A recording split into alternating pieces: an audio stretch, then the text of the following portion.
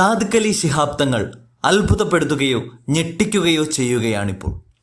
വിവാദങ്ങൾ പുകയുന്ന സമയത്ത് തരൂരിനെ ഏത് വിധത്തിൽ മെരുക്കിയെടുക്കാനാവും എന്നാണിപ്പോൾ കേരളത്തിലെയും കേന്ദ്രത്തിലെയും കോൺഗ്രസ് ഒരുപോലെ ആലോചിക്കുന്നത്.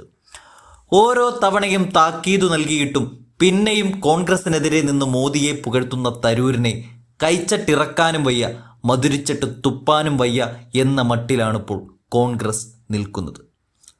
അവസാന താക്കീതിന് ശേഷവും 5 തവണ ഹൈക്കമാൻഡിന് പുല്ലുവില നൽകിയ തരൂരിനെ വീണ്ടും കഴിഞ്ഞ ദിവസം ഡൽഹിയിൽ സോണിയാഗാന്ധിയോടൊപ്പം നമുക്ക് കാണാൻ സാധിച്ചു.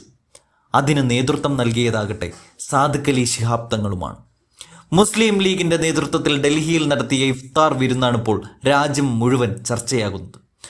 സോണിയാഗാന്ധിയടക്കം ഇന്ത്യ മുന്നണിയിലെ സകല നേതാക്കളും പങ്കെടുത്ത് മാതൃകയായി ഇഫ്താർ വിരുന്ന് മാറുമ്പോൾ ഈ സംഗമത്തിൽ ശശി തരൂരും ഉണ്ടായിരുന്നു. ഇത് ശ്രദ്ധേയമായ ഒരു കാര്യമാണ്.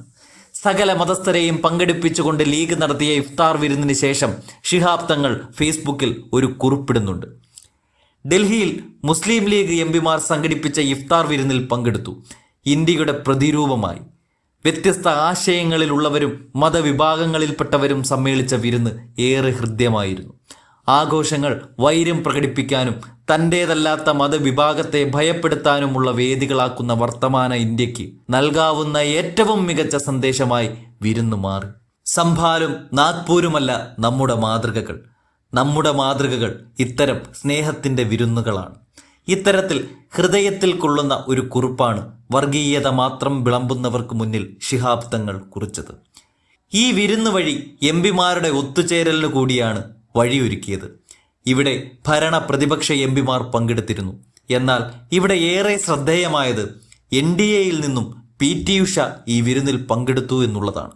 എന്നാൽ സുരേഷ് ഗോപിയും ജോർജ് കുര്യനും പക്ഷേ പങ്കെടുത്തില്ല. ഈ വേളയിലാണ് സോണിയാഗാന്ധിയും കോൺഗ്രസ് അധ്യക്ഷൻ മല്ലികാർജുൻ ഖാർഗെയും ഒക്കെ പങ്കെടുത്തത്. ഒപ്പം തന്നെ അഖിലേഷ് യാദവും ഉണ്ടായിരുന്നു. ഇതേ വേദിയിൽ ജോൺ ബ്രിട്ടാസും K രാധാകൃഷ്ണനും പങ്കെടുത്തിരുന്നു. ഇവിടെയാണ് ഏവരും ഉറ്റുനോക്കുന്ന തരൂരും പങ്കെടുക്കുകയും എല്ലാവരുമായി സൗഹൃദം പങ്കുവെക്കുകയും ചെയ്തത്. കാര്യമെന്തെന്നാൽ കഴിഞ്ഞ ദിവസം കൂടി മോദി പുകഴ്ത്തലിൽ രാജ്യത്തെ കോൺഗ്രസിനെ മുൾമുനയിൽ നിർത്തി വിവാദങ്ങൾക്ക് തിരികൊളുത്തി വിട്ടിരിക്കുന്ന വേളയിൽ തന്നെയാണ് ഇഫ്താർ വിരുന്നിൻ്റെ ഭാഗമായി തരൂരിനെ ശിഹാബ് തങ്ങൾ സോണിയയ്ക്ക് മുന്നിൽ നിർത്തിയത്.